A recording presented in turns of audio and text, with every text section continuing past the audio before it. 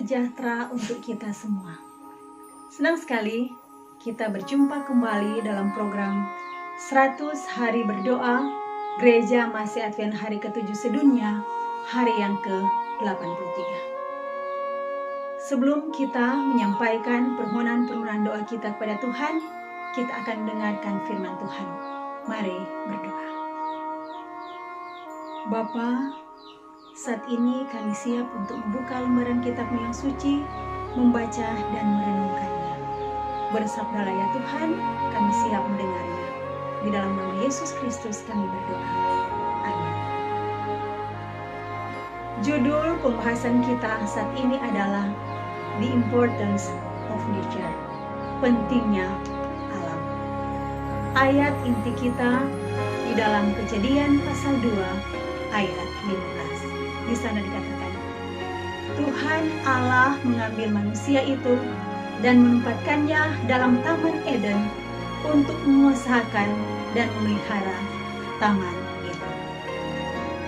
Berapa banyak waktu yang Anda lewatkan berada dalam lingkungan buatan manusia atau melihat ke teknologi digital? Berapa sering Anda mengambil waktu untuk menikmati dan menghargai alam ciptaan Tuhan? Firman Tuhan mengatakan di dalam Mazmur 19 ayat 2. Langit menceritakan kemuliaan Allah dan cakrawala memberitakan pekerjaan tangannya.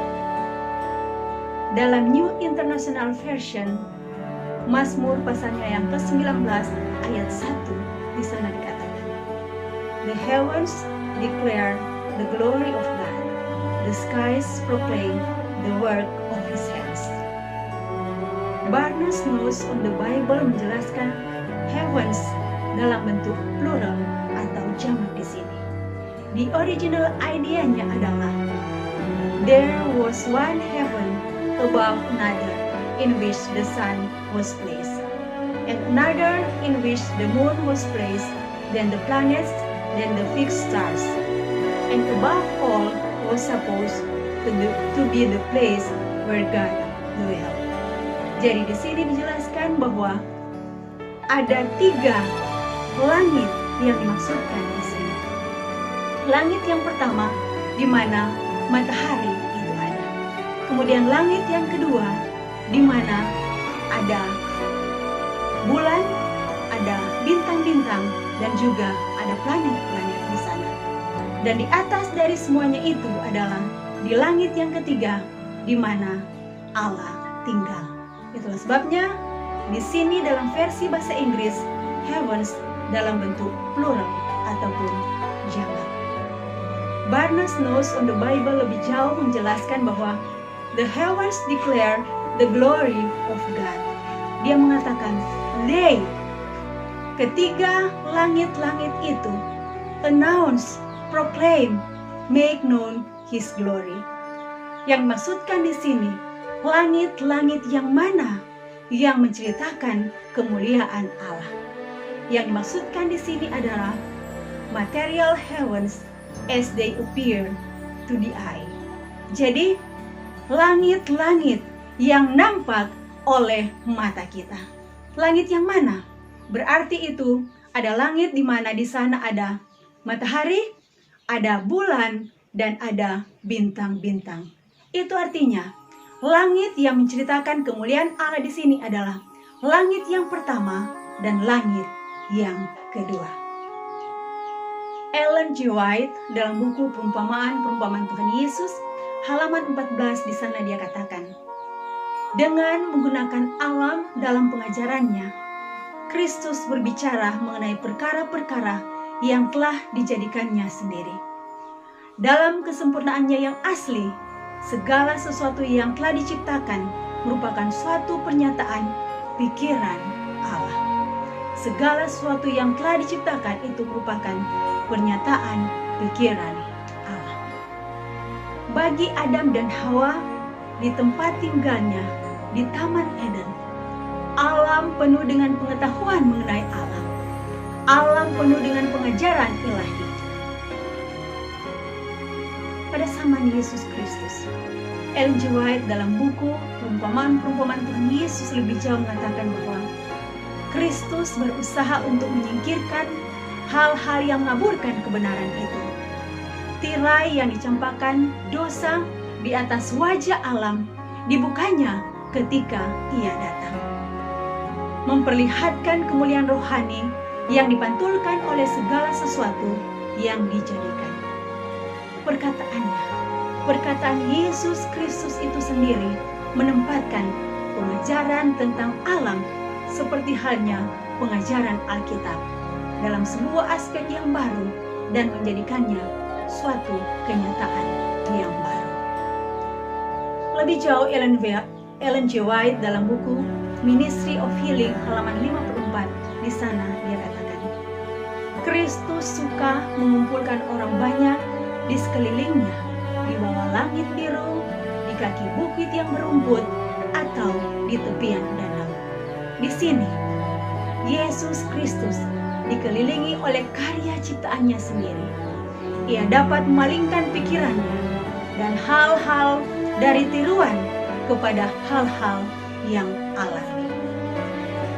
Dalam pertumbuhan dan perkembangan alam dinyatakan prinsip-prinsip kerajaan Kristus itu sendiri. Saat manusia hendak mengangkat pandangan mereka ke bukit-bukit Allah dan memandang karya-karya ajaib dari tangannya, mereka dapat mempelajari pelajaran kebenaran ilahi yang sangat berharga itu. Saudaraku yang saya kasihi di dalam Tuhan kita Yesus Kristus, setelah kita mempelajari betapa pentingnya alam ciptaan Tuhan yang ada di sekitar kita, di mana salah satu cara Allah menyatakan dirinya kepada manusia yang berdosa ini melalui alam. Marilah, mulai dari sekarang kita membuat jadwal secara rutin untuk pergi ke alam, untuk bersekutu dengan Tuhan dan belajar pelajaran rohani dari alam itu sendiri. Tuhan kiranya memberkati kita semua adalah doa dan harapan kita bersama. Amin. Saat ini kita masuk pada sesi doa. Kita akan berdoa untuk pokok-pokok doa sedunia. Mari kita tunduk kepala dan kita berdoa bersama-sama. Bapa yang penuh kasih, yang bertahta di atas kemuliaan surga, segala puji dan hormat kami persembahkan kepada-Mu ya Tuhan, karena kasih setia Tuhan senantiasa kami rasakan di dalam kehidupan kami. Bapa, sebelumnya kami memohon kepada-Mu, ampunilah segala dosa dan pelanggaran kami, supaya kami layak memohonkan permohonan doa kami pada saat ini. Bapa di surga, tolonglah kami semua. Biarlah kami memiliki mata yang boleh melihat alam sekitar kami, alam ciptaan-Mu, supaya kami boleh memperoleh pelajaran-pelajaran rohani melalui alam ciptaan-Mu yang ada di sekitar kami. Dan bantulah kami ya Tuhan, supaya kami boleh memiliki waktu yang lebih banyak untuk bersekutu bersama-sama dengan Engkau melalui alam. Demikian pula Bapa, kami mendoakan untuk para utusan Injil dan juga para pekerja Alkitab yang ada di garis depan. Demikian pula bagi mereka para perintis misi global yang ada di seluruh dunia, yang saat ini mereka ada di wilayah yang sulit. Bantulah mereka Bapa, supaya mereka boleh menyebarluaskan kebenaran Injil-Mu di seluruh muka bumi ini, sehingga semua orang boleh mengenal Engkau, dan kami semua boleh rindu untuk menanti kedatangan-Mu yang kedua kali. Demikian pula Bapa, kami memohon kiranya ada gereja-gereja yang ada di seluruh muka bumi ini yang tidak mengalami perkembangan dalam waktu yang lama.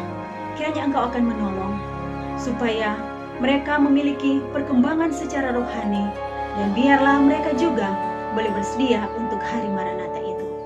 Bapa, kami juga mendoakan untuk pimpinan General Conference yang saat ini mereka berusaha untuk mencari cara yang terbaik untuk menyokong gereja-gereja lokal yang ada di seluruh dunia ini. Kiranya mereka boleh mendapatkan yang terbaik, karena itu berasal daripada Tuhan. Demikian pula Bapa, para pemerintah yang ada di seluruh muka bumi ini, khususnya di negara tercinta kami, Indonesia. Kiranya mereka benar-benar boleh menjadi wakilmu di atas dunia ini, dan biarlah kearifan dan kebijaksanaan daripadamu Engkau karuniakan bagi mereka, supaya mereka boleh mendapatkan solusi yang terbaik untuk menghadapi pandemi yang sementara berlangsung ini. Bapa, tolonglah kami semua yang ada di atas dunia ini, yang sementara menanti kedatangan-Mu. Kami masih bergumul dengan berbagai pergumulan di atas dunia ini. Kiranya Engkau akan menolong kami secara pribadi, keluarga, bahkan orang lain, supaya kami boleh bersedia untuk kedatangan-Mu yang kedua kali. Karena kami rindu, kami boleh diselamatkan ketika Engkau datang pada kali yang kedua, dan kami boleh bersuka cita dengan keselamatan yang Engkau berikan. Inilah permohonan dan doa kami Bapa. Kami persembahkan doa ini hanya di dalam nama Yesus Kristus, Tuhan dan Juru Selamat kami. Amin. Demikianlah program 100 Hari Berdoa Gereja Masih Advent hari ke-7 sedunia, hari yang ke-83. Sampai berjumpa kembali dalam program yang sama besok hari. Tuhan memberkati.